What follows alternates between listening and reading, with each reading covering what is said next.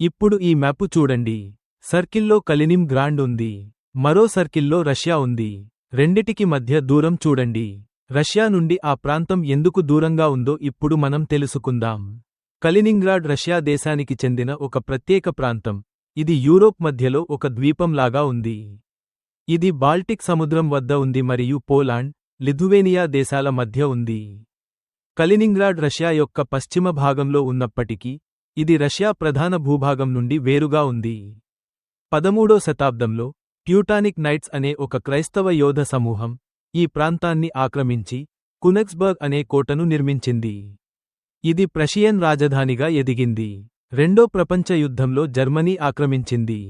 కునెక్స్బర్గ్ నగరంపై Soviet army 1945లో దాడి చేసి ఈ నగరాన్ని స్వాధీనం చేసుకొని కలినిన్గ్రాడ్ అని పేరు మార్చింది. నేటి కాలంలో కలినిన్గ్రాడ్ రష్యా యొక్క సైనిక, వ్యూహాత్మక కేంద్రంగా పరిణమించింది.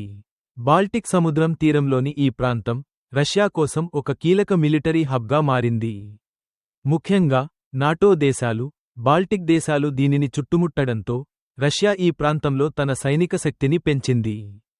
కలినిన్గ్రాడ్ నేటి జియోపాలిటికల్ ఇష్యూస్కు ఒక ప్రతిబింబం. మీకు వీడియో నచ్చితే లైక్ చేయండి, షేర్ చేయండి, సబ్స్క్రైబ్ చేయడం మర్చిపోకండి. ఉంటాను. బాయ్.